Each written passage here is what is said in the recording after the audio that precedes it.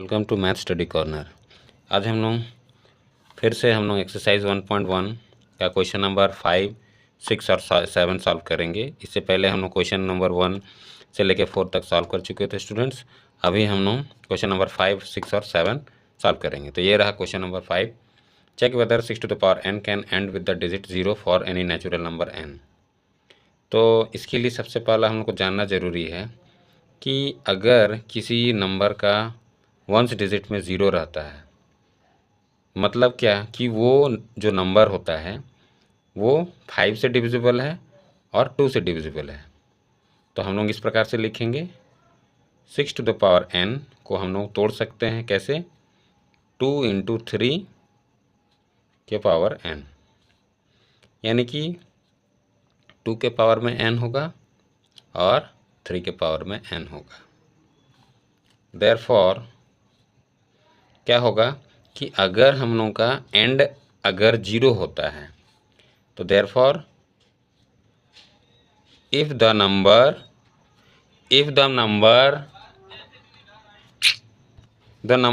ends with 0, अगर 0 से and होता है देन इट इज डिविजिबल, यानी कि वो 5 से और 10 से डिविजिबल होना चाहिए। मतलब क्या कि 10 को हम लोग कौन सा फैक्टर में तोड़ सकते हैं, 2 और 5। Hence 6 to the power n हो रहा है 2 to the power n और 3 to the power n। It has factors, मतलब ये लोगों के पास जो फैक्टर्स है अदर देन, ठीक है, हम लोगों का क्या है, अदर देन क्या क्या आ रहा है, देखिए 3 आ रहा है, तो अदर देन 2 and 5। देयरफॉर क्या हो जाएगा, 6 to the power n जो हो रहा है can end with the digit 0 for any natural number n। तो हम लोग क्या लिखेंगे, 6 to the power n can not and with the digit 0 for any natural number। Students ये जो है ये थोड़ा सा अधिक स्टेटमेंट आपको लिखना पड़ेगा क्योंकि ये थोड़ा बहुत थियोरेटिकल क्वेश्चन है, तो इसलिए इतना बड़ा स्टेटमेंट आप लोगों को लिखना ज़रूरी है, नहीं तो फिर आप लोगों का ये आंसर गलत हो जाएगा। तो ये रहा इतना बड़ा स्टेटमेंट जो आपको दिखाना ज़रूरी है। नेक्स्ट क्वेश्चन की ओर हम लोग चलते हैं। तो स्टूडेंट्स हम लोग क्वेश्चन नंबर 6 की ओर चलते हैं और 6 को सॉल्व कर रहे हैं। देखिए ये क्वेश्चन है, explain why 7 into 11 into 13 plus 13 and 7 into 6 into 5 into 4 into 3 into 2 into 1 plus 5 are composite number. ये क्वेश्चन थोड़ा सा अलग ढंग से, इसको बेसिक समझना ज़रूरी है। सबसे पहला कॉम्पोजिट नंबर क्या होता है, तो हम लोग कॉम्पोजिट नंबर के बारे में जान लेते हैं। कॉम्पोजिट नंबर वो नंबर होता है जिसका मोर देन 2 फैक्टर्स होता है, मोर देन 2 फैक्टर्स होता है। ठीक है, लिख देते हैं, since composite number equal to more than 2 factors. तो मोर देन 2 फैक्टर्स होने के कारण मतलब क्या है, वो नंबर 2 नंबर से अधिक नंबर तक डिवाइड होता है। तो सबसे पहले इसको हम लोग लिख लेते हैं, 7 into 11 into 13 प्लस 13। देखिए स्टूडेंट्स इसको 13 हम लोग कॉमन ले सकते हैं, तो 13 यहाँ कॉमन ले लेंगे, ये 7 into 11 हो जाएगा, प्लस दे देंगे साइन, यहाँ से 13 तो निकाल लिए तो यहाँ 1 बचा। ठीक है, अभी आगे हम लोग प्रोसीड करते हैं। 13 7 into 11 77 हो जाएगा, यहाँ 1। ठीक है, अब क्या आ जाएगा, 13 into 78 आ जाएगा। ठीक है, अब देखिए इसको 78 को आगे हम लोग तोड़ सकते हैं। कैसे तोड़ेंगे, कौन सा टेबल से जाएगा, देखिए 13 का टेबल से चल जाएगा, यानी कि 6 बार में चल जाएगा। तो अभी हम लोग क्या करेंगे, आगे हम लोग लिख लेते हैं। तो यहाँ पर देखिए 13, यहाँ पर लिखेंगे 13 इंटू 6। तो आपको दिख रहा है ना यहाँ पर 13 और 6, ठीक है। 13 भी है 6 भी है। 6 को आगे हम लोग आगे तोड़ सकते हैं, क्या तोड़ सकते हैं, 13 इंटू 13 इंटू 2 इंटू 3। तो हम लोग क्या बोल सकते हैं, इसमें एक 13 भी फैक्टर है, 2 भी है, 3 भी है, तो मोर देन 2 हो गया है, ठीक है। फिर आगे इसको सेकंड वाला पार्ट को हम लोग देख लेते हैं। 7 into 6 into 5 into 4 into 3 into 2 into 1, ठीक है, प्लस 5। अभी क्या करेंगे, ये पूरा को मल्टीप्लाई करके वैल्यू लिखेंगे।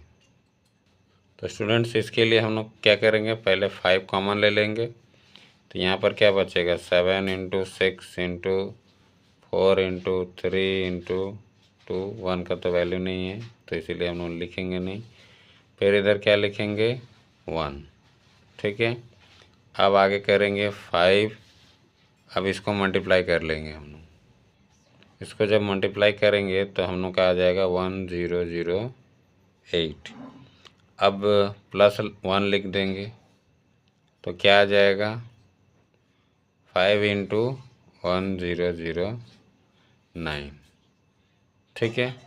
तो अब देखिए 5 और 1009 है, तो it has more than 2 factors, ठीक है। तो इन बोथ केसेस हम लोग लिखेंगे, in both cases it has more than, लिख देंगे more than 2 factors, both case में है। Therefore they are composite number, क्योंकि दोनों का 2 फैक्टर से ज़्यादा है। तो ये रहा क्वेश्चन नंबर 6 का सॉल्यूशन। आगे हम लोग क्वेश्चन नंबर 7 की ओर चलते हैं। क्वेश्चन नंबर 7 देखिए, थोड़ा मज़ेदार क्वेश्चन है, पढ़ के हम लोग समझना होगा। There is a circular path around a sports field. Sonia takes 18 minutes to drive 1 round of the field while Ravi takes 12 minutes for the same. Suppose they both start at the same point and at the same time and go in the same direction. After how many minutes will they meet again at the starting point? मतलब इसमें क्या हो रहा है कि दो जन है सर्कुलर फील्ड में घूम रहा है। इसमें सोनिया है 18 मिनट ले रही है और रवि ले रहा है 12 मिनट, ठीक है। तो अभी हम लोग को देख रहे हैं आगे क्या बोल रहा है कि दोनों अगर एक ही सेम पॉइंट से निकलता है और उसी टाइम पर निकलता है, सेम टाइम पर निकलता है और एक ही डायरेक्शन में जाता है, तो कितना मिनट बाद वो लोग दोनों मीट करेगा स्टार्टिंग पॉइंट पर, they meet again at the starting point, कितना मिनट बाद। तो इसके लिए सबसे पहले हम लोग को क्या लेना होगा, एलसीएम ऑफ, निकाल लेना होगा किसका, 12 मिनट्स एंड हम लोग 18 मिनट्स का एलसीएम निकाल लेंगे। तो इसके लिए हम लोग क्या करना होगा, 12 और इसका एलसीएम निकाल लेते हैं। तो 12 का फैक्टर्स तोड़ लेंगे और 18 का फैक्टर्स तोड़ लेंगे। 2 6 जा 12, 2 3 जा 6, 3 1 जा 3।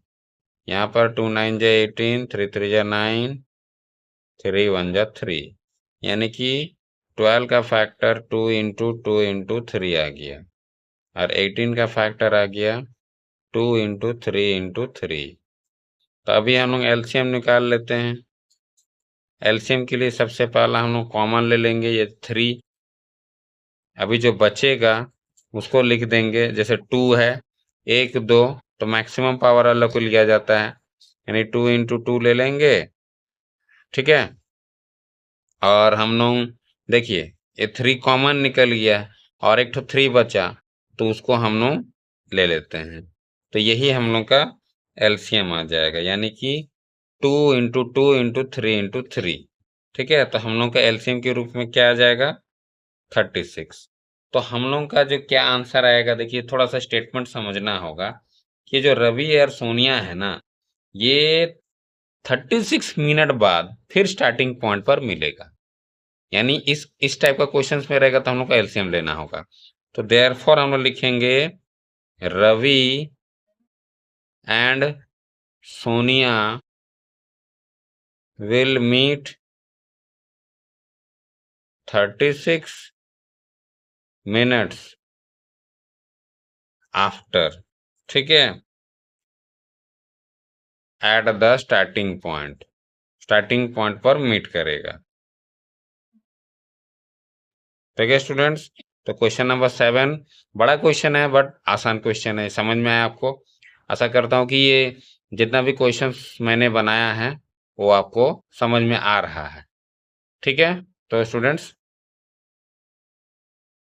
आज हम लोग NCERT chapter number 1 real numbers का एक्सरसाइज 1.1 का ऑल द क्वेश्चंस यानी कि क्वेश्चन नंबर 1 से लेके क्वेश्चन नंबर 7 तक हम लोग सॉल्व कर लिए हैं।